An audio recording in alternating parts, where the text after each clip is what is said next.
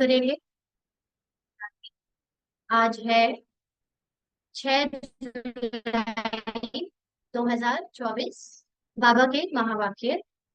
बाबा ने कहा, मीठे बच्चे। हाँ जी बाबा। बाप की याद में बुद्धि स्वच्छ बनती है, दिव्य गुण आते हैं। इसलिए एकांत में बैठ अपने आप से पूछो कि दैवी गुण कितने आए हैं।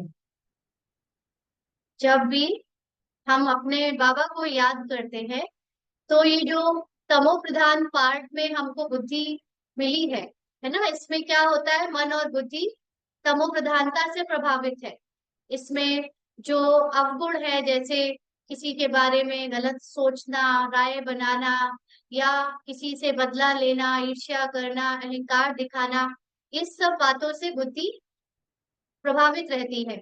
लेकिन जब बाबा की याद में बैठते हैं तो जैसे वो सारी बातें हमसे दूर होती जाती हैं। तो इसलिए बाबा को याद करना माना अपनी बुद्धि को स्वच्छ बनाना। अब क्योंकि हम बाबा को हर समय याद करने का अभ्यास तो करते हैं, लेकिन हर समय याद नहीं रहता, तो बुद्धि में दोनों का पार्ट चलता रहता है ना। तो इसीलिए अपने आप से पूछो कि दैवी गुण कितने आए हैं। क्योंकि अगर हम निरंतर बाबा की याद में रहेंगे तो हमारे अंदर दैवी गुण परमानेंट हो जाएंगे। लेकिन अगर अभी भी हमारे अंदर अवगुण और गुण का खेल चलता है तो इसका मतलब कि बाबा की याद बार बार भूल जाती है। तो इसलिए अब बाबा की याद को बहुत बढ़ाना है। और देखा जा रहा है कि दिन ब दिन माया का रूप भी विकराल होता जा रहा है, बदल बदल के आता जा रहा है ना। ब्राह्मण परिवार में भी बच्चों के साथ जो लौकिक जीवन चल रहा है, ड्रामा का पार्ट चल रहा है, उसमें भी उनकी बुद्धि को आकर्षित करने के लिए अनेक तरह की बातें आ रही हैं। कहीं लौकिक में कुछ बातें आ रही हैं तो कहीं शरीर के कोई भोगना की बातें आ रही हैं ना, पिछले विकर्मों के कुछ हिसाब किताब सामने आ रहे हैं। तो ये सारी चीजें अपनी ओर खींचती हैं, जिससे हम बाबा की याद में टिक नहीं पाते। तो अगर हम अपने आप को बार बार उन चीजों से ज्ञान की आधार पर डिटैच नहीं करेंगे तो बाबा की याद में टिकना बहुत मुश्किल होगा और बुद्धि बिल्कुल वह पहले की तरह विकारों से भरी रहेगी। इसलिए अब स्वच्छ बुद्धि बनानी है तो बाबा की याद में टिके और अपने आप की चेकिंग करें कितने दैवी गुण आए हैं। प्रश्न है, सबसे बड़ा आसुरी अवगुण कौन सा है जो बच्चों में नहीं होना चाहिए, है ना। सबसे बड़ा आसुरी अवगुण कौन सा है जो बच्चों में नहीं होना चाहिए। बाबा ने उत्तर दिया, आपने तो पढ़ ली होगी। सबसे बड़ा आसुरी अवगुण है किसी से रफ डफ बात करना या कटु वचन बोलना। इसे ही भूत कहा जाता है। बात करना सबसे पहले किसी की पर्सनालिटी शो करता है ना। हम किसी से मिलते हैं, सब कुछ अच्छा लग रहा है, लेकिन जैसे ही मुंह खोला और अगर बोलने में किसी के प्यार से या शब्दों में थोड़ी सी नम्रता नहीं है तो वही अच्छा दिखने वाला व्यक्ति, उसकी इमेज चेंज हो जाती है। तो बाबा के बच्चे तो किस लिए फेमस है? अपनी नम्रता के लिए, अपनी शांति के लिए, है ना, सहन करने के लिए। तो बाबा के बच्चे ही अगर दूसरों से रफ टफ बात करेंगे या कटु वचन बोलेंगे तो क्या होगा? बाबा के यज्ञ की बुराई होगी, है ना, निंदा होगी। तो इसीलिए बाबा कहते हैं, और ये वाली चीज तो हम ध्यान में रखकर चेंज कर भी सकते हैं, है ना। जो बहुत कड़े संस्कार ऐसे हैं अंदर के जो मन में आते हैं वो तो फिर भी चलिए उसमें टाइम लगता है, लेकिन बात करने में नम्रता तो ऊपर से सीखी जा सकती है ना। तो ये जो आसुरी अवगुण है, रफ टफ बात करना या कटु वचन बोलना, इसे ही भूत कहा जाता है। जब कोई भी यह भूत प्रवेश करते हैं तो बहुत नुकसान कर देते हैं, इसलिए उनसे किनारा कर लेना चाहिए। तो बाबा के बच्चे ऐसे नहीं कि हमेशा ही रफ टफ बात करते होंगे, लेकिन कभी कभी देह भान की परिस्थिति आती है तो वो भूत प्रवेश कर जाता है और फिर जो पुराना स्वभाव है वो फिर से आप पर अग्रेसिवली कंट्रोल कर लेता है, और हम अपने देहभान में आकर रफ टफ बात करना शुरू कर देते हैं। तो जितना हो सके अभ्यास करो। किस बात का? किस बात का अभ्यास करो? रफ टफ बोलने का कारण क्या है? देहभान और देह अभिमान। और हम किसी से रफ टफ या कटु वचन कब बोलते हैं? वो तो ठीक है। हाँ, और जब दूसरों को कुछ बुरा या गलत करते हुए देखते हैं, हमें लगता है कि वो गलत है ना, हमें लगता है कि वो गलत है, तो हमारे अंदर एक रौब आ जाता है कि हम इसको डरा के बोलेंगे, डांट के बोलेंगे, तो ये सीधे लाइन पे आ जाएगा। ऐसे भी वो संस्कार जो पुराना वाला है ना, वो आ जाता है।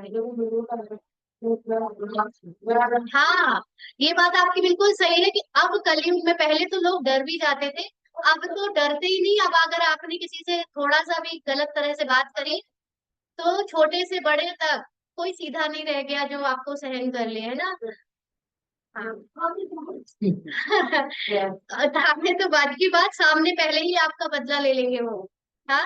तो अब ये रॉब और ये रफ टफ बात, किस बात को याद करके बदलना है? कि अब घर जाना है।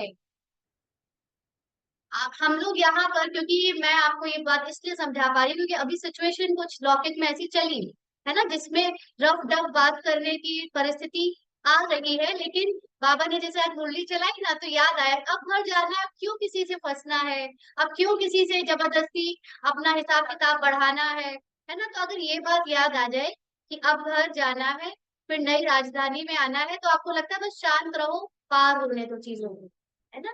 तो इस दुनिया में सब कुछ देखते हुए कुछ भी दिखाई ना दे, क्योंकि वाकई में अपने अनुभव से भी कह रहे हैं कि ये परिस्थिति अब ऐसी आ रही है, आपको अपनी तरफ खींचती है, जहाँ पे देह भान और आत्म भान दोनों की लड़ाई कंटिन्यूअसली चल रही है। आत्माभिमानी होते हुए भी कई बार आपके अंदर माया ये एक संकल्प लाती है कि सत्य के लिए तो खड़ा होना ही पड़ेगा, सच के लिए तो कुछ करना ही पड़ेगा, वो भी शायद देहभान है ना। अभी हम लोग कुछ एक दिन अव्यक्त मूल्य की क्लास ले रहे थे, उसमें टॉपिक भी था कि बुद्धि से दृष्टि से वैराग्य आना, बेहद का वैराग्य आना। दृष्टि से, दृष्टि का मतलब दृष्टिकोण। क्या दृष्टिकोण? अपना कोई भी पुराना बिलीफ सिस्टम, उससे भी वैराग्य आ जाए कि हम ये सत्य है या हमें सत्य के लिए खड़ा होना ही पड़ेगा, इससे भी वैराग्य। क्योंकि इस समय अब ड्रामा खत्म होने को है, सारे सीन एंड हो रहे हैं, सारे हिसाब किताब सबके रोल पार्ट खत्म हो रहे हैं। उसके पहले बहुत टर्ब्यूलेंस होगी, बहुत डिस्टरबेंस होगा, जो देखते हुए भी लगेगा कि गलत हो रहा है चारों तरफ, लेकिन आपको अपने आप को समझाना है कि नहीं फंसना, नहीं जाना वहां, अब घर जाना है। बस एक यही धुन लगी रहे, तो इस दुनिया को देखते हुए कुछ भी दिखाई ना दे। ओम शांति।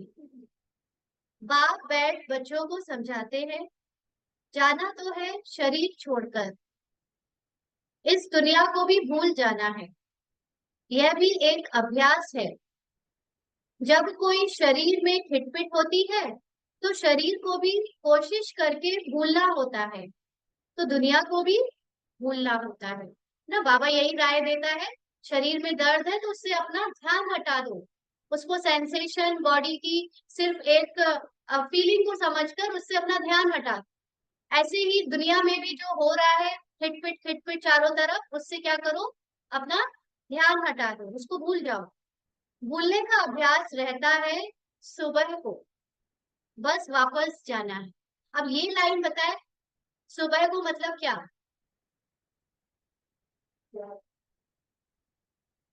ये लाइन बहुत गहरी है, इसको समझने में दो बुद्धि होगी, एक हद की बुद्धि और एक बेहद की बुद्धि।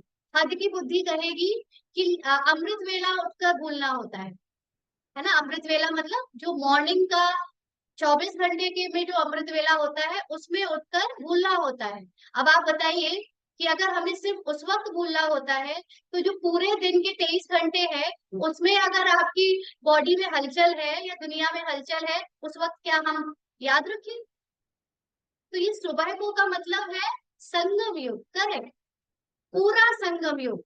और ये बस इसी समय हमें करना होता है, क्योंकि इसी समय बाबा ने ज्ञान दिया और इसी समय की वैल्यू है।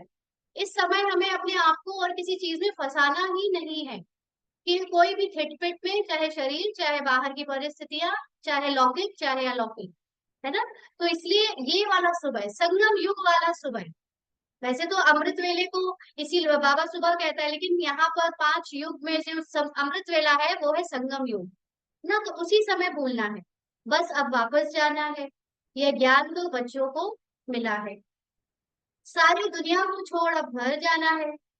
जास्ती ज्ञान की तो दरकार नहीं रहती, बहुत ज्यादा डिटेल में जरूरी नहीं है कि जाएं, मोटी मोटी बातें समझ ली तो भी आपका पुरुषार्थ बहुत अच्छा हो सकता है।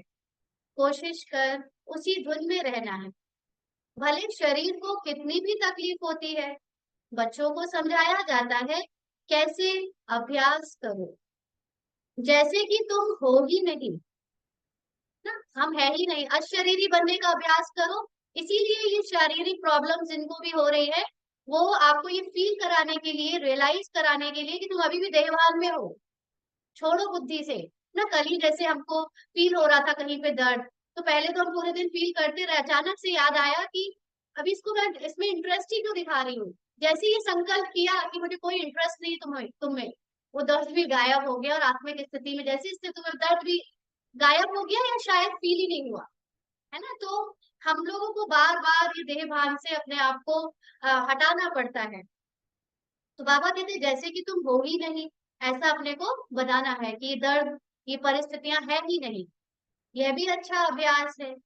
बाकी थोड़ा समय है, घर जाना है घर, फिर बाप की मदद है या इनकी अपनी मदद है, मदद मिलती जरूर है, और पुरुषार्थ भी करना होता है। अगर हमने एक बार निश्चय कर लिया कि हमको अपना इंटरेस्ट पुरानी दुनिया से अलग करना है, तो बाबा की मदद जरूर मिलती है। यह जो कुछ देखने में आता है वह है नहीं। ये जो आपको दर्द फील हो रहा है या ये जो परिस्थितियां आ रही है, ये सब क्या है? झूठ है।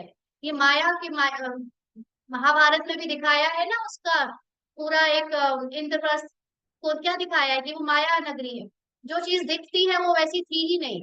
ऐसे ही ये सब केवल हमारी बुद्धि को आकर्षित करने के लिए परिस्थितियां और शरीर के भान, शरीर के भोग आते हैं, बाकी सच में ये सब कुछ है नहीं। उसको माया बोला ना, तभी तो उसमें वो दुर्योधन गिर गया और फिर उसने बोला अंधा, अंधे का पुत्र अंधा, उसी को माया। जो चीजें है नहीं है बट हमें लगता है कि है, और हम उसको लेकर बहुत सीरियस हो जाते हैं और उसमें अपनी बुद्धि और समय गवाते हैं, उसको भोगने लगते हैं, वो चीज फिर वही बाबा कहते हैं वो है ही नहीं। अब घर जाना है, वहां से फिर अपनी राजधानी में आना है। पिछाड़ी में यह दो बातें जाकर रहती है, जाना है और फिर आना है। देखा जाता है इस याद में रहने से शरीर के रोग जो तंग करते हैं वह भी ऑटोमेटिकली ठंडे हो जाते हैं। जैसे ही आपने उससे ध्यान हटाया, वो ठंडे होने लगे, वह खुशी रह जाती है। खुशी जैसी खुराक नहीं, इसलिए बच्चों को भी यह समझाना पड़ता है। बच्चे अब घर चलना है, स्वीट होम में चलना है, इस पुरानी दुनिया को भूल जाना है। इसको कहा जाता है याद की यात्रा। अभी वो अभी ही बच्चों को मालूम पड़ता है। अभी मतलब संगम युग में बाप कल्प कल्प आते हैं, यही सुनाते हैं, कल्प बाद फिर मिलेंगे। यानी ये ज्ञान सिर्फ संगम युग में ही सुनाएंगे। बाप कहते हैं बच्चे, अभी तुम जो सुनते हो फिर कल्प बाद भी यही सुनेंगे। यह तो बच्चे जानते हैं। बाप कहते हैं हम कल्प कल्प आकर बच्चों को मार्ग बताता हूँ। मार्ग पर चलना बच्चों का काम है ना। तो अब हद की बुद्धि कहेगी कि एक रास्ता है और उस मार्ग पर चलना है, मतलब पैरों से चलना है। लेकिन ये मार्ग मतलब, रास्ता मतलब, आपको ज्ञान दिया बाबा ने कि इस चीज को करना है, अपने अंदर पुरुषार्थ में लाना है ना। तो ये वाला मार्ग और रास्ता नहीं है। बाप आकर मार्ग बताते हैं, साथ में ले जाते हैं। सिर्फ मार्ग नहीं बताते, लेकिन साथ में ले भी जाते हैं। कैसे ले जाएंगे बाबा साथ में? बाबा भी कोई यात्रा में चलता आता जाता है क्या?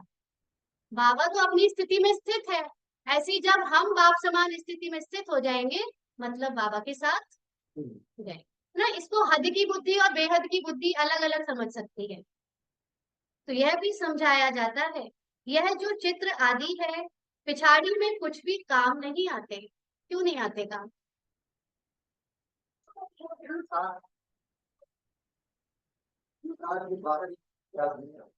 पिछाड़ी का मतलब क्या? पिछाड़ी का मतलब जब लास्ट के कुछ इयर्स रह जाएंगे, उसमें ये जो बाबा के कोर्स के चित्र बनाएंगे ना, वो ज्ञान के कोर्स से अलग हो जाएंगे, क्योंकि ज्ञान इतना रिफाइंड हो जाएगा कि आपको वो चित्रों की जरूरत नहीं पड़ेगी, है ना। क्योंकि अभी जैसे आत्मा परमात्मा साथ में है, हाँ, जब अनुभव ही होने लगेगा तो आपको जैसे ये चित्र दिखाए गए हैं। अब क्या है कि हद की बुद्धि से हम ये चित्र देखते हैं ना, तो हमको लगता है हाँ ऐसा एक पेड़ होगा, ऐसा एक कलर का, ऐसा ये सब कुछ होगा।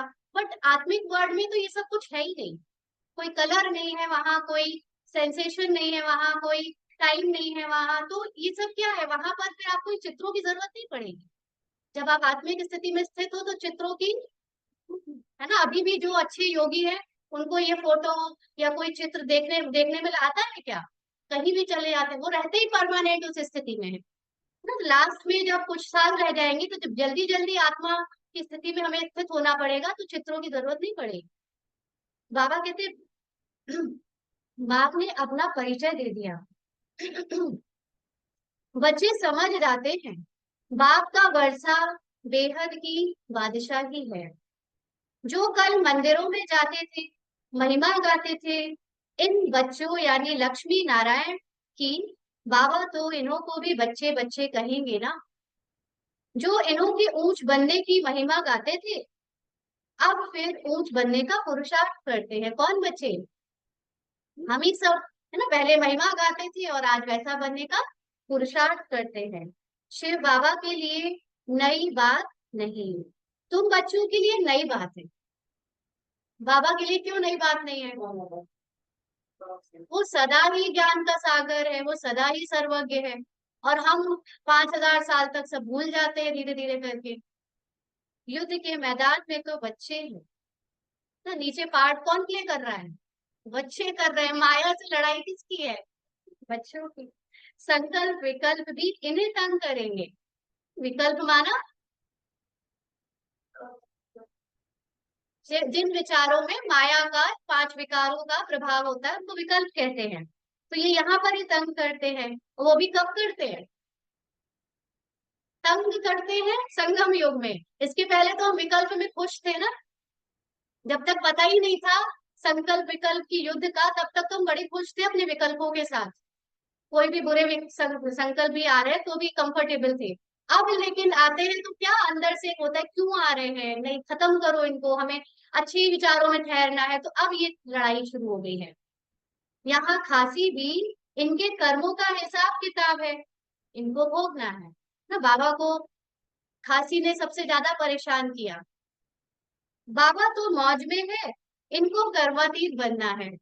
शिव बाबा को तो मौज है, भले ही उनके शरीर में आते हैं, उन्हें कोई फर्क नहीं पड़ता खांसी और कर्म भोग से, है ना। एक बार ब्रह्मा बाबा ने कहा भी शिव बाबा से कि बाबा आप ना ये खांसी ठीक कर दो तो मैं और अच्छी सेवा कर पाऊँ, आप और अच्छी सेवा ले पाए इस बूढ़े तन से। बाबा कहता है ऐसा है, मैं तो फटी ढोलक को भी बजा लूंगा, है ना। ये तो तुम्हारा कर्म भोग है, तुम जानो। तो बाबा, अब इसीलिए ब्रह्मा को पुरुषार्थ भी करना तो कर्मातीत भी बनना है। बाप तो है ही सदा कर्मातीत अवस्था में। कौन सा बाप? शिव बाबा। शिव बाबा कर्मातीत में है, माना वो कभी भी पार्ट के प्रभाव में आता ही नहीं। प्रकृति 5 तत्व किसी के भी प्रभाव में आता ही नहीं। अब भोगता है वो, है ना। हम लोग जितना भोगेंगे, जितना कर्म करने के कर्ता बनेंगे, उतना ही भोगेंगे। बाबा ना कर्ता बनता है ना भोक्ता बनता है। हम तुम बच्चों को माया के तूफान आदि हम तुम बच्चों को माया के तूफान आदि कर्मभोग आएंगे। ये कौन बोल रहा है? ब्रह्मा। क्योंकि हम बोला ना, यह समझाना चाहिए। बाप तो रास्ता बताते हैं, बच्चों को सब कुछ समझाते हैं। इस रथ को कुछ होता है तो तुमको फीलिंग आएगी कि दादा को कुछ हुआ है।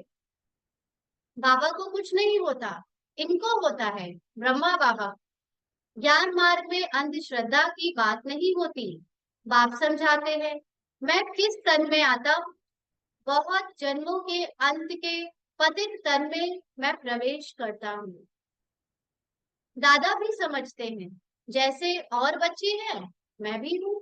भले उनका तन यूज हो रहा है, लेकिन बाबा को भी जो ज्ञान शिव बाबा दे रहे होते हैं वो तो तुरंत सुनते हैं। जैसे इसी तन में अगर कोई आए या कभी कभी अपने इस मुख से या इस निमित्त से भी बाबा कुछ ज्ञान की पॉइंट निकलवाता है तो ये भी सुनती है कि ये तो मुझे पता ही नहीं था, ये कहाँ से एक्सप्लेनेशन आया। है ना? तो ऐसे ही ब्रह्मा बाबा भी दूसरे बच्चों की तरह शिव बाबा का ज्ञान सुनता है। दादा भी समझते हैं, जैसे और बच्चे हैं मैं भी। दादा पुरुषार्थी है, संपूर्ण नहीं है। ये बात समझने वाली है। इसीलिए साकार मूल्यों में कई बातें ऐसी हैं जो उस वक्त तो बाबा ने अपने अनुभव और पुरुषार्थ के अनुभव के समय बोली, लेकिन बाद में बाबा का संपूर्ण अवस्था में वो अनुभव चेंज है ना? इसलिए पुरुषार्थी जीवन में हम सब अपने अपने अनुसार ही वो बताते हैं किसी को, लेकिन जब संपूर्ण बने तब सबकी अनुभव सेम हो जाए। तुम सब प्रजापिता ब्रह्मा के बच्चे ब्राह्मण पुरुषार्थ करते हो विष्णु पद पाने। लक्ष्मी नारायण कहो, विष्णु कहो, बात तो एक ही है। बाप ने समझाया भी है, आगे नहीं समझते थे। ना ब्रह्मा विष्णु शंकर को, ना अपने आप को समझते थे। अभी तो बाप को ब्रह्मा विष्णु शंकर को देखने से बुद्धि में आता है कि यह ब्रह्मा तपस्या करते हैं। यही सफेद ड्रेस है। कर्मातीत अवस्था भी यहाँ होती है। कहाँ? साकार साकार मनुष्य के शरीर में ही उनको कर्मातीत अवस्था को प्राप्त करना है। ऐसा नहीं कि आत्मा जब शरीर छोड़ के चली जाएगी तब तो है ही कर्मातीत। वो उनको जीते जी पुरुषार्थ करना, इसको कर्मातीत कहेंगे। इन एडवांस तुमको साक्षात्कार होता है कि यह बाबा फरिश्ता बनेंगे। तुम भी जानते हो, हम कर्मातीत अवस्था को पाकर फरिश्ता बनेंगे नंबर बार। और फरिश्ता का मतलब ये नहीं है कि हम उड़ने लगेंगे या बाबा उड़ने लगा था, है ना? तो कोई तो अनुभव सुना रहा था कि हमने बाबा को जमीन से ऊपर उड़ते हुए देखा। वो भी साक्षात्कार में, रियलिटी में नहीं उड़ा जाता है। वो देखिए उस समय ना, क्योंकि हमें पता ही नहीं था फरिश्ता क्या होता है ना? फरिश्ता का अर्थ क्या है? जब हम आत्माएं अपने निराकारी स्थिति में स्थित होकर मनुष्य रूप में एकदम समर्पण बुद्धि से कर्म करती हैं, बाबा की निरंतर याद में कर्म करती हैं, तो यहाँ रत्ती भर या थोड़ा सा भी भार नहीं होता। तो जैसे आत्मा उड़ी उड़ी रहती है, माना शरीर में रहते भी एकदम निश्चिंत रहती है, बेफिक्र बादशाह रहती है, उसको फरिश्ता स्थिति कहा जाता है ना? तो ये सब हमने जो चित्र बनाए हैं कि पंख लगे हैं और वाइट कपड़ों में उड़ रहे हैं, ये नहीं, ऐसे नहीं होगा। फरिश्ता मतलब आपकी स्थिति एकदम हल्की हो जाएगी जब दुनिया पूरी टेंशन में होगी कि आज यहाँ से पैसा खत्म हो रहा है, आज इसने धोखा दे दिया, आज बीमार है, और हम ब्राह्मण बच्चे कोई बात नहीं, कोई बात नहीं, एकदम हल्के कहेंगे इनको तो देखो, ये तो फरिश्ता है एकदम। तो जब तुम फरिश्ते बनते हो तब समझते हो कि अब लड़ाई लगेगी। माना हमें खुद पता चल जाएगा कि मेरी स्थिति अब अचल अडोल हो गई है, यानी अब हम अंत के बहुत करीब हैं। मिरुआ मौत मलुका शिकार, इट्स हैपनिंग। हाँ ये बहुत ऊंच अवस्था है ना? ये अवस्था बच्चों की सबकी बननी ही है नंबर वन। बच्चों को धारण करनी है सबकी, मतलब जो बच्चे सिंसियरली पुरुषार्थ कर रहे हैं। बाबा कहते हैं बच्चों को धारण करनी है। यह भी निश्चय है कि हम चक्र लगाते हैं और कोई इन बातों को समझ ना सके। नया ज्ञान है और फिर पावन बनने के लिए बाप याद सिखाते हैं। यह भी समझते हो बाप से वर्षा मिलता है। कल्प कल्प बाप के बच्चे बनते हैं। 84 का चक्र लगाया है। कोई को भी तुम समझाओ, तुम आत्मा हो, परम पिता परमात्मा बाप है, अब बाप को याद करो। तो उनकी बुद्धि में आएगा, देवी प्रिंस बनना है तो इतना पुरुषार्थ करना है, विकार आदि सब छोड़ देना है। ना कई बार कुछ विकार छोड़ने में बड़ी तकलीफ होती है ना। चारों तरफ आप देख रहे हो कि लोग क्रोध से, रौब से काम करवा रहे हैं, और आपको, आपके अंदर पहले था और अब आपको छोड़कर बात करनी है, तो बड़ी तकलीफ होती है कि कैसे शांति में बात कर ले। अभी दो शब्द चिल्लाएंगे तो काम फटाक से हो जाएगा, शांति में पता नहीं होगा कि नहीं होगा, है ना। तो इसीलिए ये जो माया है हमें तंग करती है कि उस तरफ बार बार ले जाती है कि वैसे कर लो ना, पहले जैसे बन जाओ ना। इससे हमें बहुत बच के रहना है, क्योंकि उसी के बाद दैवी पद मिलेगा ना। बात समझाते हैं, बहन भाई भी नहीं, भाई भाई समझो, और बाप को याद करो तो विकर्म विनाश होंगे और कोई तकलीफ नहीं। इसीलिए जब बाबा के साथ ऐसे कई बार सीन आए ना, जिसमें कई बच्चे बाहर वाले बाबा के अगेंस्ट कुछ करते थे, गलत उल्टा सीधा क्रिटिसाइज या विरोध, या कई बड़ी बड़ी बातें भी आई कि कोई बंदूक लेके मारने आ रहा है, बाबा हर बार माफ करता रहा। बाबा ने क्या बोला, ये भी तो मेरे बच्चे हैं, ये भी तो मेरे बच्चे हैं। तो मेरे बच्चे तभी हो पाए, तब ये सोच पाए, तभी माफ कर पाए। ऐसे ही हम सब के साथ लौकिक में अलौकिक में जो भी है ना, वो सब हिसाब किताब जो आ रहे हैं, कोई बहुत कड़े कड़े भी आ रहे होंगे, तो उनको माफ करना कब पॉसिबल होगा, जब ये समझेंगे कि ये भी तो बाबा के बच्चे हैं। अपना भाई समझ पाए चाहे ना समझ पाए, लेकिन बाबा के बच्चे हैं ये समझने से आपके लिए या हमारे लिए उसको माफ करना आसान होगा। तो बाबा कहते हैं और कोई तकलीफ नहीं, पिछाड़ी में और कोई बातों की दरकार नहीं पड़ेगी। पिछाड़ी में तो बस यही पुरुषार्थ रह जाएगा, सबको माफ करो, स्थिति में स्थित हो जाओ, माफ करो, स्थिति में स्थित हो जाओ। अब हम ये एक्शन लें, अब हम ये करें और उसको मजा चखाएं, कुछ ये करें, अगर इसमें लग गए तो नंबर पीछे हो जाएगा, क्योंकि बाबा की याद से पीछे हो जाएंगे ना। यही तो माया की चाल है। सिर्फ बाप को याद करना है, आस्तिक बनना है, ऐसा सर्वगुण संपन्न बनना है। लक्ष्मी नारायण का चित्र बड़ा एक्यूरेट है। सिर्फ बाप को भूल जाने से दैवी गुण धारण करना भी भूल जाते हैं। उस वक्त क्या होता है, बाबा को भूले और लगा कि हम अपने अकॉर्डिंग सबको देख लें, अपने पुराने व्यवहार के अकॉर्डिंग सबको समझ लें, तो दैवी गुण धारण नहीं होते। बच्चे एकांत में बैठ विचार करो, बाबा को याद करके हमको यह बनना है, यह गुण धारण करना है। बात तो बहुत छोटी है, बच्चों को कितनी मेहनत करनी पड़ती है, कितना देह अभिमान आ जाता है। बार बार कुछ ना कुछ ऐसा रूप चेंज कर करके माया आती है, और हमारा देह अभिमान फिर आ जाता है। हमारा नहीं बोलना है ना उसको, हमारा बोलना ही नहीं है, नहीं तो आएगा क्यों नहीं, है ना। अपना बोल दिया तो आगे बैठेगा ही। ये रावण का देह अभिमान आ जाता है। बाप कहते हैं देही अभिमानी भाव, बाप से ही वर्षा लेना है। बाप को याद करेंगे तब तो किचड़ा निकलेगा, याद ही नहीं करते तो फिर वही। चलो 1 मिनट के लिए सभी स्थित हो जाए अपनी आत्मिक स्थिति में, तो सिर्फ एक बाबा को अपने सामने देखिए।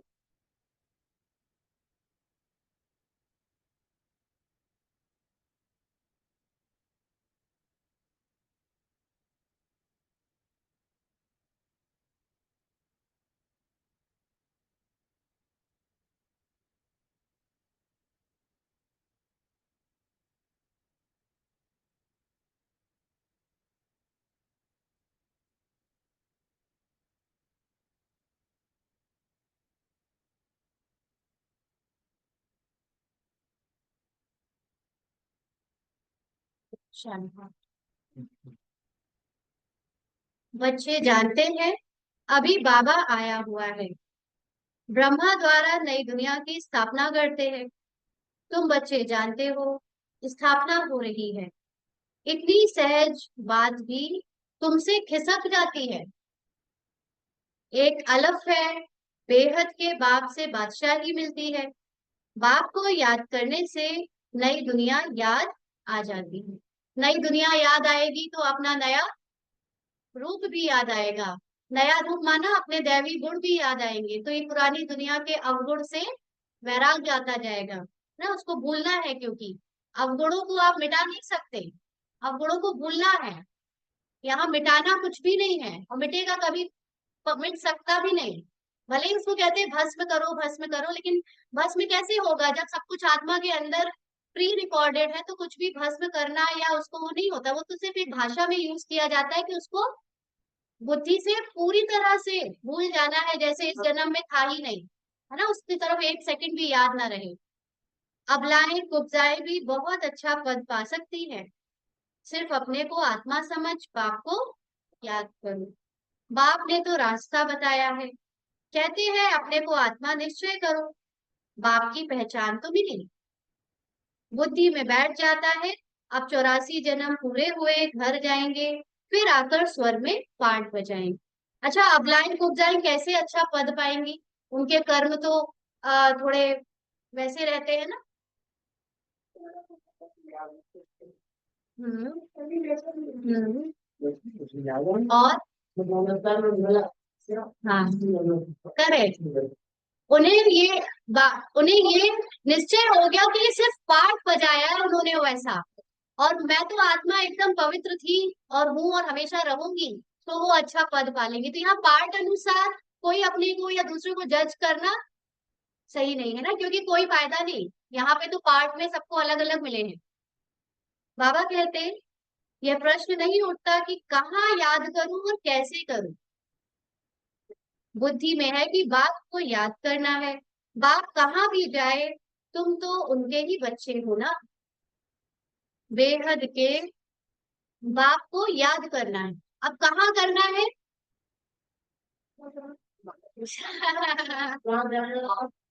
ये तो अपने लिए हो गया, शरीर, फिजिकल शरीर के लिए हो गया कि आप जहाँ बैठे हो वहां याद करना है। इससे कोई फर्क नहीं पड़ता कि आप बाथरूम में बैठे हो कि आप गार्डन में बैठे हो, है ना। लेकिन बुद्धि कहाँ पे बैठानी है? बाबा के पास। बाबा के पास, बाबा कहीं भी हो सकता है, साइलेंस है बाबा तो, है ना। यही परम धाम की स्थिति है ना। बुद्धि बाबा के पास में बैठे हो मतलब परम धाम की स्थिति में बैठे हो। अच्छा, परम धाम में बाबा ना हो तो कोई उसको परम धाम कहेंगे? तो बाबा जहाँ है वही परम धाम। यहाँ बैठे हो, बाबा मतलब साकारी बाबा नहीं, निराकारी, है ना। यहाँ बैठे हो तो तुमको आनंद आता है, सम्मुख बाप से मिलते हो। ये कौन बोल रहे हैं? तो साकार में बाबा कह रहे हैं ना, कि आप सामने बैठे हो, मुरली सुन रहे हो तो आनंद आता है। मनुष्य मूंझ जाते हैं कि शिव बाबा की जयंती कैसे होगी, यह भी समझते नहीं कि शिवरात्रि क्यों कहा जाता है। श्री कृष्ण के लिए समझते हैं ना, रात को जयंती होती है, परंतु इस रात्रि की बात नहीं। कौन सी रात्रि? हद की रात्रि। अभी जैसे बाबा ने वो सुबह बोला था ना, कि सुबह अभ्यास करना होता है किस चीज का? शरीर को भूलने का। तो सुबह का मतलब ये नहीं कि अमृत वेला बस भूलना है और बाकी के 23 घंटे याद रखो। सुबह माना संगम युग। हद की बुद्धि कहेगी अमृत वेला छूट गया, अब तो हम पूरे दिन याद ही नहीं कर पाएंगे। सुबह मतलब पूरा अमृत वेला, निरंतर 24 घंटे, जब से आपको ये ज्ञान हुआ है तब से आपको अभ्यास करना ही है, अशरीरी अशरीरी अशरीरी। और वो अभ्यास कब होगा? जब शरीर भी काम कर रहे हो, फिजिकली कर्म कर रहे हो, तब तो अभ्यास करो। बैठकर अभ्यास करने से आपका पूरा दिन तो याद नहीं रहेगा, है ना। यहाँ पे इसीलिए कर्म योगी, सहज योगी शब्द यूज किया गया है। तो ऐसे ही यहाँ पर जो रात्रि है वो हद की रात्रि नहीं है, कि वो आप कृष्ण का जन्मदिन कब मनाते हैं? रात को 12 बजे ही काटते हैं ना खीरा और वो क्या क्या। हाँ, तो ये रात्रि की बात मतलब अब अंत का कलयुग है ना। तो यह आधा कल्प की रात पूरी होती है, फिर बाप को आना पड़ता है नई दुनिया की स्थापना करने। है बहुत सहज, बच्चे खुद समझते हैं, सहज है। दैवी गुण धारण करने हैं, नहीं तो 100 गुणा पाप हो जाता है ना। ज्ञान होने के बाद भी अगर हम अज्ञानियों की तरह अवगुणों से अपना कर्म में आए तो क्या होगा? बाद में और पश्चाताप होगा, तो पाप बढ़ जाएगा। मेरी निंदा कराने वाले ऊंच ठौर नहीं पा सकेंगे। और ये एक बार सबको पता चल जाए कि ये ओम शांति वाले हैं, ब्रह्मा कुमार कुमारी है, उसके बाद गलत करते हैं या कुछ भी ऐसा करते हैं जो दैवीय नहीं है, तो क्या होता है? निंदा होती है। अब लेकिन पाठ अनुसार अगर कुछ हो रहा है तो फिर क्या कहा जाएगा? मेरी निंदा कराने वाले। अब इसमें उस आत्मा का क्या क्या गलती? वो तो ड्रामा अनुसार पार्ट में हुआ, तो उससे वो तो कुछ नहीं कर सकती थी, उसको प्ले करना था। फिर निंदा की क्या बात आती है और ऊंच ठौर की बात क्या आती है, बताइए। अगर आपने वो पार्ट बजाते समय ये पहचान बना ली कि मैंने किया, कर्तापन में आए, तो आपको भोगना भी होगा और फिर आपका पद नहीं बनेगा, मतलब आप आत्मिक स्थिति में टिके नहीं। लेकिन अगर पाठ होते समय या हो जाने के बाद आपको याद आ गया कि मैं तो करता था ही नहीं उसका, मैं मतलब मैं आत्मा की पाठ अनुसार ने बजी या पाठ बजा, तो उसके भोगना से भी मुक्त हो जाती है।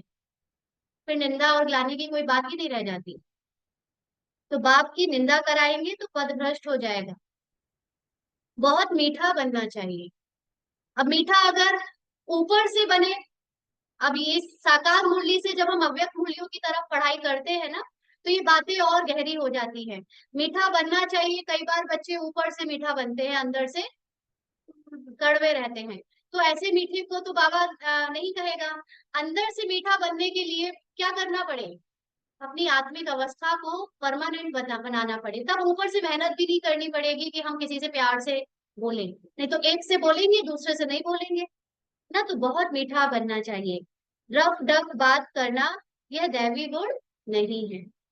समझना चाहिए यह आसुरी अवगुण है। प्यार से समझाना होता है, यह तुम्हारा दैवी गुण नहीं है। यह भी बच्चे जानते हैं। अभी कलयुग पूरा होता है, यह है संगम युग। मनुष्यों को तो कुछ पता नहीं है, कुंभकर्ण की नींद में सोए पड़े हैं। समझते हैं 40,000 वर्ष पड़े हैं। हम जीते रहेंगे और सुख भोगते रहेंगे।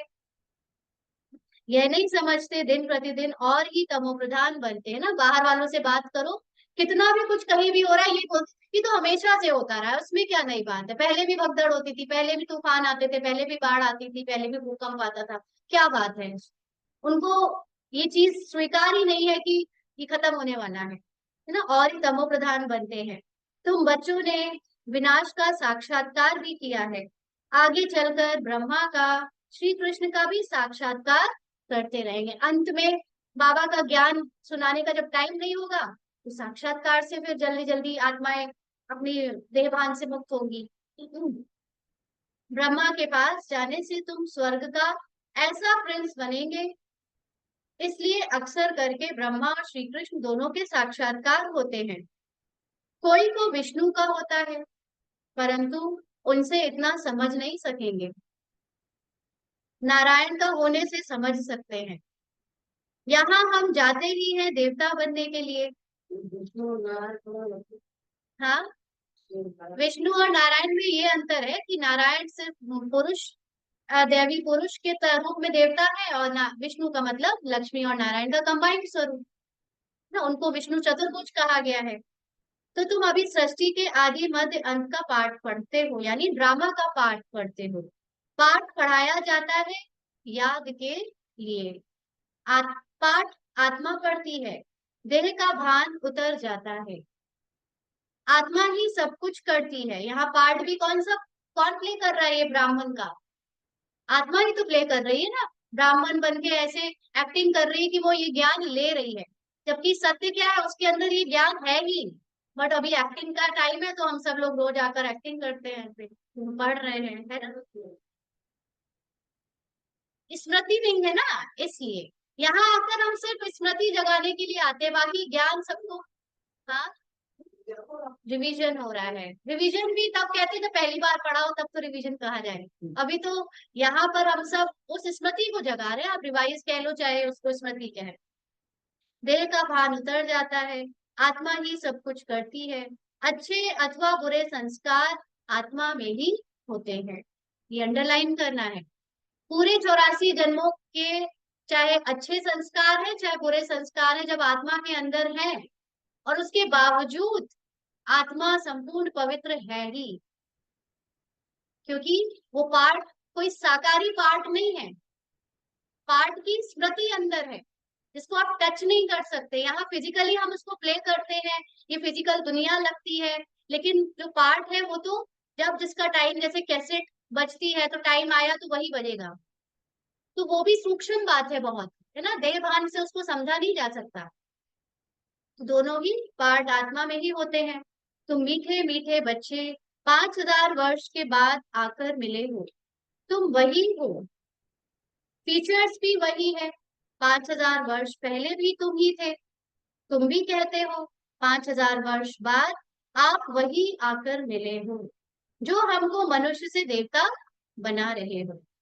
हम देवता थे, फिर असुर बन पड़े हैं, देवताओं के गुण गाते आए, अपने अवगुण वर्णन करते आए। सारी प्रॉब्लम तो यहीं पर है। जो बच्चे अपने सत्य स्वरूप में एकदम भगवान के जैसे हैं, वो पाठ में भूल गए और अपने अवगुण पाठ के अनुसार भगवान को कहने लगे कि आप हमसे बहुत ऊंचे और हम बहुत नीचे, हमारे में अवगुण आप में गुण। तो इसीलिए बाबा अब हमारा ये जो अंतर है ये मिटाने के लिए ये ज्ञान दे रहा है। तो अब फिर देवता बनना है क्योंकि दैवी दुनिया में जाना है। तो अब अच्छी रीति पुरुषार्थ कर ऊंच पद पाओ। तो क्या पुरुषार्थ करेंगे जिससे ऊंच पद मिले?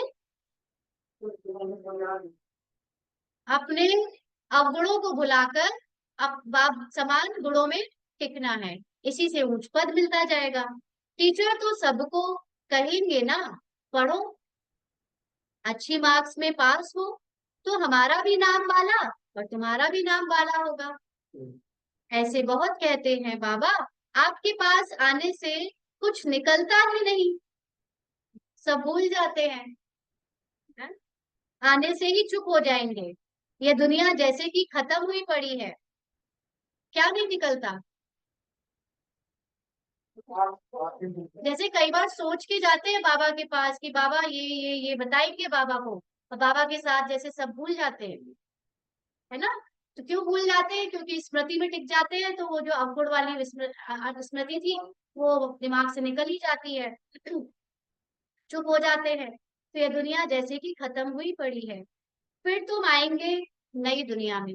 इसीलिए कई बार जो बहुत अच्छे पुरुषार्थी निमित्त टीचर है ना दीदिया, उनके सामने भी कोई आता है तो वो जैसे उस समय अपना पूरा भार भूल जाता है, क्योंकि भार भी किस चीज का होता है, हमारे अंदर जो विकार है या हमसे जो विकर्म हुए उसका भार होता है, और वो विस्मृत हो जाती है, क्योंकि आत्मिक स्थिति में टिकने वाले के सामने जो भी आएगा वो भी जैसे अपने आत्मिक स्थिति में स्थित होता जाएगा। उसको ज्ञान की जरूरत नहीं, सिर्फ वाइब्रेशन से स्थित होता जाए। फिर तुम आएंगे नई दुनिया में, वह तो बड़ी शोभनित नई दुनिया होगी। कोई शांति धाम में विश्राम पाते हैं, कोई को विश्राम नहीं मिलता है। विश्राम क्यों नहीं मिलता? विश्राम का मतलब क्या? कोई बेड होगा वहां लेटे होंगे हम। यस, जब आत्मा अपनी संपूर्ण अवस्था में बहुत दिन तक स्थित रहेगी तो वो क्या करेगी? जैसे विश्राम कर रही है, और जो 9 लाख आत्माएं होंगी उनको तो तुरंत ही स्थित होकर और तुरंत दूसरा पार्ट बजाने आ जाना है, उनको विश्राम ही नहीं मिल पाता। कोई शांति धाम में विश्राम पाते हैं, कोई को विश्राम नहीं मिलता है। ऑलराउंड पार्ट है, मानो बजाते ही रहते हैं। ऑलराउंड का मतलब बजाते ही रहते हैं, उनको तो आना ही आना है, परंतु तमो प्रधान दुख से छूट जाते हैं। सिर्फ ज्ञान से अपनी स्थिति बनाई और उस पार्ट से छूट गए, वहां शांति सुख सब मिल जाता है। तो ऐसे अच्छी रीति पुरुषार्थ करना चाहिए, ऐसे नहीं कि जो नसीब में होगा, नहीं, पुरुषार्थ करना चाहिए। समझा जाता है कि राजधानी स्थापन हो रही है, हम श्रीमत पर अपने लिए राजधानी स्थापन कर रहे हैं। बाबा जो श्रीमत देने वाला है वह खुद राजा आदि नहीं बना है। कौन सा बाबा? शिव बाबा। उन्होंने कोई पार्ट प्ले नहीं किया है कि वो लक्ष्मी नारायण बन जाते या कृष्ण राम बन जाते, कुछ भी नहीं बने। उनकी श्रीमत से हम बनते हैं। नई बात है ना, कभी कोई ने ना तो सुनी और ना देखी। अभी तुम बच्चे समझते हो, श्रीमत पर हम वैकुंठ की बादशाही स्थापन करते हैं। हमने अनगिनत बार राजाई स्थापन की है, करते और गवाते हैं। यह चक्र फिरता ही रहता है। पादरी लोग जब चक्र लगाने निकलते हैं तो और कोई को देखना भी पसंद नहीं करते। बाबा का ये फेवरेट एग्जाम्पल है ना, पादरी लोगों का। क्या होता है, जो फादर्स होते हैं क्रिश्चियन धर्म वाले, वो लोग कभी जब वॉक पे निकलते हैं, जो भी कॉन्वेंट से पढ़े होंगे या जिनका क्रिश्चियंस के साथ बैठना उठना या मतलब एटलीस्ट देखना रहा होगा, उन्होंने देखा होगा कि जो नन्स होती हैं, जो पादरी यानी फादर्स होते हैं, वो सब निकलते हैं अकेले अकेले और चुपचाप चलते हैं। ये नहीं कि वो तीन चार चल रहे हैं और आपस में हम लोग इधर पड़पंच करते चल रहे हैं, नहीं, बिल्कुल याद में जाते हैं वो। सिर्फ क्राइस्ट की ही याद में रहते हैं, किसी को देखना सुनना भी पसंद नहीं करते हैं। शांति में चक्र लगाते हैं। समझ है ना, क्राइस्ट की याद में कितना रहते हैं। जरूर क्राइस्ट का साक्षात्कार हुआ होगा। सब पादरी ऐसे थोड़े ही होते हैं। फोटो में कोई तुम्हारे में भी नंबरवार है। फोटो में कोई ऐसी याद में रहते होंगे। ट्राई करके देखो। आप सब लोग जाते हो घर या वॉक करने कहीं भी, ट्राई करो है ना वैसे, कि बाबा की याद, धंधे की याद ना है, अरे जाना है जल्दी जल्दी, वो दुकान में कस्टमर खड़ा होगा, है ना, ऐसा नहीं। बाबा की याद में जाकर देखो और कोई को नहीं देखो, है ना। हम लोग कई बार, अरे ये घर बन गया, ये पेड़ है, अरे वो जा रहे, वो बाइक आ गई, ये सब कुछ नहीं देखना है। बाप को याद करते सुदर्शन चक्र फिराते रहो, यानी ड्रामा को भी याद करते रहो, तुमको अथाह खुशी होगी। श्रेष्ठाचारी देवताओं को कहा जाता है, मनुष्यों को भ्रष्टाचारी कहा जाता है। इस समय तो देवता कोई है नहीं। आधा कल्प दिन, आधा कल्प रात, यह भारत की ही बात है। बाप कहते हैं, मैं आकर सबकी सद्गति करता हूँ। बाकी जो और धर्म वाले हैं, वह अपने अपने समय पर अपने धर्म की आकर स्थापना करते हैं। सब आकर यह मंत्र ले जाते हैं। जो धर्म स्थापकों की भी आत्मा है ना, वो भी एक बार बाबा का ज्ञान सुनकर, सत्य परिचय जानकर चली जाती है, मुरली नहीं सुनती, लेकिन ये पूरा समझ के जाती है। और यही ज्ञान उसका, जब धर्म स्थापन करने का उस आत्मा का टाइम होगा, तो वो नीचे आएगी और इसी ज्ञान को अपने अनुयायियों को सुनाएगी कि ईश्वर प्रकाश है, अल्लाह नूर है ना, ये सारी बातें बताएगी और उससे धर्म स्थापित करेगी। बाप को याद करना है। जो याद करेंगे वह अपने धर्म में उच्च पद पाएंगे। एक ये लाइन भी बड़ी इंटरेस्टिंग है। बाप को याद करना है, जो याद करेंगे वह अपने धर्म में उच्च पद पाएंगे। इसका मतलब ये भी निकल सकता है कि इस समय जो और धर्म के बच्चे यहाँ आकर ब्रह्मा कुमार कुमारी बने हैं, उनमें जो बहुत अच्छा पुरुषार्थ कर रहे हैं, वही फिर उस धर्म में वापस द्वापर युग के बाद उतरेंगे और वही उस धर्म की स्थापना करेंगे। मतलब वो पैगंबर बनेंगे या, हाँ, हाँ, वो वही अपने फॉलोवर्स बनाएंगे आगे चलकर अगले कल्प में। तुम बच्चों को पुरुषार्थ करके रूहानी म्यूजियम अथवा कॉलेज खोलने चाहिए। लिख दो, विश्व की अथवा स्वर्ग की राजाई सेकंड में कैसे मिल सकती है, आकर समझो। बाप को याद करो तो वैकुंठ की बादशाही मिलेगी। अच्छा, मीठे मीठे सिकी लदे बच्चों प्रति माता पिता बाप दादा का याद प्यार और गुड मॉर्निंग। रूहानी बाप की रूहानी बच्चों को नमस्ते।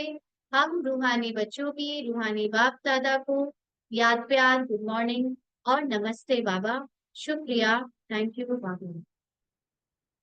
धारणा के लिए मुख्य सार, पहला पॉइंट, चलते फिरते एक बाप की ही याद रहे और कुछ देखते हुए भी दिखाई ना दे, ऐसा अभ्यास करना है ना। इसमें आप लोग देख सकते हैं, जो भी परिस्थितियां अब आएंगी या आ रही होंगी, उसमें वो सब आपको खींचने की कोशिश करेंगी कि आप आओ और उसमें लग जाओ। और अभी पुरुषार्थ के नारे कई आत्माएं कहकर भी जाती है, हमारा ना अभी ये हिसाब किताब आ गया है, या ये कोई घर में इंसिडेंट हो रहा है या कुछ ओकेजन आ गया है, तो अभी हम इतने दिन तक मुरली नहीं आ पाएंगे या इस तरफ नहीं ध्यान दे पाएंगे ज्यादा। तो ये क्या है? यही तो माया के अलग अलग रूप हैं। तो जो कुछ हो रहा है उसको देखते हुए भी नहीं देखो, उसमें आपका बस होना हो जरूरी है तो रहो, वहां प्रेजेंट रहो, लेकिन उसमें अपनी बुद्धि नहीं लगाओ। क्योंकि कई बार लौकिक ऐसे चीजें परिवार में होती हैं कि वहां आपका होना होता है जरूरी, या ड्रामा अनुसार पार्ट में है, तो आप वहां से नहीं हट सकते। लेकिन बस रहो, लेकिन देखते हुए भी नहीं देखो, उसमें बुद्धि नहीं लगे, ताकि बुद्धि बाबा को देखती रहे। एकांत में अपनी जांच करनी है कि हमारे में दैवी गुण कहाँ तक आए हैं। हर बार जब भी हम किसी से संपर्क में व्यवहार में आते हैं, उसके बाद चेक करो कि इससे हमने दैवी गुण के अनुरूप व्यवहार किया या उल्टा विकारी रूप से व्यवहार किया। ऐसा कोई कर्तव्य नहीं करना है जिससे बाप की निंदा हो। दैवी गुण धारण करने हैं, बुद्धि में रहे, अभी घर जाना है, फिर अपनी राजधानी में आना है।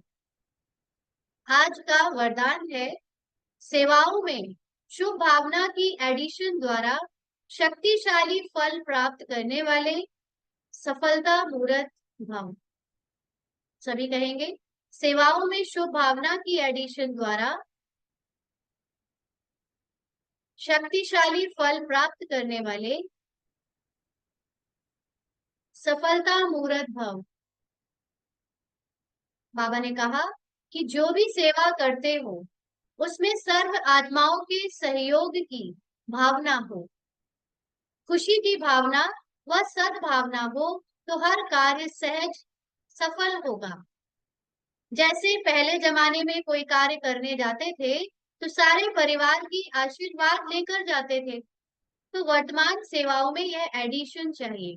अभी क्या है कि सेवाओं में कई बार स्वार्थ होता है, ये सेवा हमको मिल जाए, ये सेवा में हमारा नाम हो जाए, तो हम कई बार एक दूसरे से ईर्ष्या रखते। वैसे परिवार बहुत अच्छे से चलेगा जब तक सेवा नहीं है, जैसी कोई सेवा आई और उसमें खींचातानी होने लगती है कई बार, कि हमारे पास आए या उसके पास ना जाए। और ऐसे में क्या होता है, उस सेवा तो जो करने के निमित्त जिसने बाबा ने जिसको बनाया वो बना, लेकिन उसकी खुशी गायब हो जाती है, क्योंकि मन में क्या है, स्वार्थ है, ईर्ष्या है, या एक डर है कि हमसे कोई सेवा छीन ना ले या वो कोई हमसे शेयर ना कर ले। ये भी बहुत देखने में आ जाता है ना। तो इसलिए जब भी कोई सेवा आए तो उसमें शुभ भावना ये रहे कि इसमें सभी का सहयोग मिले, सब जो कुछ कर सकते हैं या जो भी इसमें अपना योगदान दे सकते हैं वो सब दे। और अगर किसी को करनी है तो कर भी ले, बाबा को निमित्त जिसे बनाना होगा वो अल्टीमेटली उसी से होगी सेवा। लेकिन एक ब्राह्मण जीवन में ये देह भान बहुत जोर से काम कर रहा है कि हम अपनी आइडेंटिटी सेवा से बनाते हैं। सेवा कर रहे हैं मतलब ऊंचा पद है, सेवा अगर नहीं मिल रही तो मतलब नीचा पद है, ये बिल्कुल सही नहीं है। आत्मिक स्थिति से ऊंचा और नीचा पद बनता है। तो इसलिए उसकी खींचातानी को बंद करके उसमें सद्भावना रखें, शुभ भावना रखें, और सबका सहयोग उसमें एक्सपेक्ट करें। आशीर्वाद जैसा समझे कि सबसे आशीर्वाद लेकर ही ये काम करें। तो वर्तमान सेवाओं में यह एडिशन चाहिए।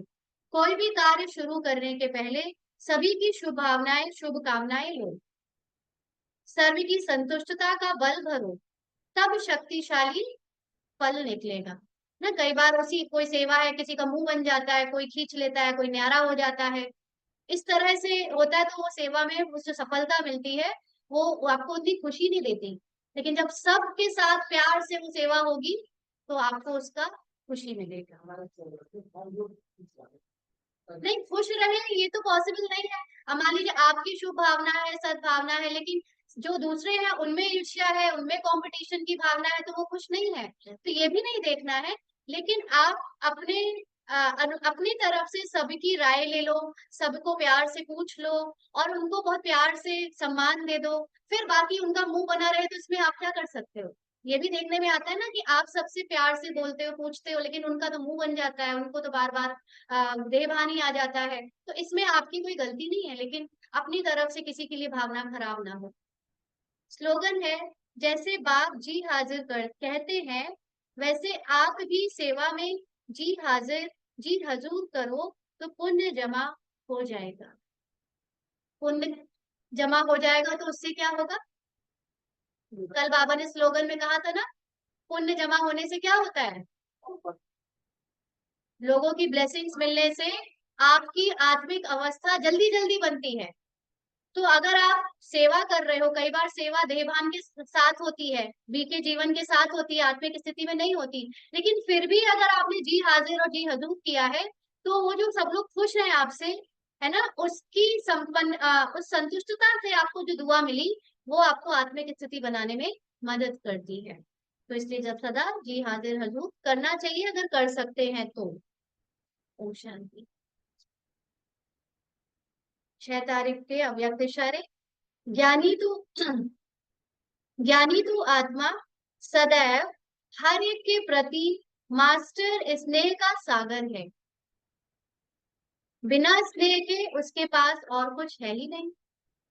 जो सच में ज्ञानी है, सो कॉल्ड ज्ञानी, या रटा रटाया दूसरों को कोर्स करा देने वाला ज्ञानी नहीं, है ना। हम बहुत ज्ञान के भाषण देने लगे हैं सब, लेकिन सच्चा ज्ञानी वो है जिसके अंदर सबके प्रति स्नेह है। बिना स्नेह के उसको ज्ञानी नहीं कहेंगे। तो जो सबके प्रति मास्टर स्नेह का सागर है और उसके पास कुछ है भी नहीं देने को, कोई भी आएगा तो उसे स्नेह ही देंगे। आजकल संपत्ति से भी ज्यादा स्नेह की आवश्यकता है। कई बार ना हम लोग देह भान में आकर ज्ञानी बने होते हैं, और बाबा ने कहा है स्नेह दो, तो हम अपनी तरफ से स्नेह देने लगते हैं। अपनी तरफ से स्नेह देना मतलब हद का स्नेह देना, कि हम आपका ये काम कर दें, आपको थोड़ा ज्यादा टोली दे दें, या थोड़ा सा आपको स्पेशल ट्रीट कर दें। उस स्नेह की बात नहीं हो रही। यहाँ जो बाबा से आपने स्नेह लिया है, बाबा का स्नेह देना है।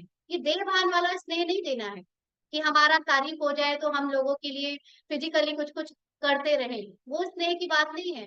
बाबा वाला स्नेह, सच्चा स्नेह। तो आजकल संपत्ति से भी ज्यादा उसी स्नेह की आवश्यकता है। स्नेह की शक्ति से दुश्मन को भी मित्र बना सकते हो, अपकारियों पर भी उपकार कर सकते हो। तो जो कोई अगर आपके साथ कट्टर विरोधी भी है, लेकिन अगर आप में सच में ज्ञान की संपूर्णता आती जा रही है, तो आप में स्नेह भी बढ़ता जा रहा है, तो आप उसके प्रति भी अच्छी भावना से उसको चेंज कर सकते हो। अच्छा। ओम शांति।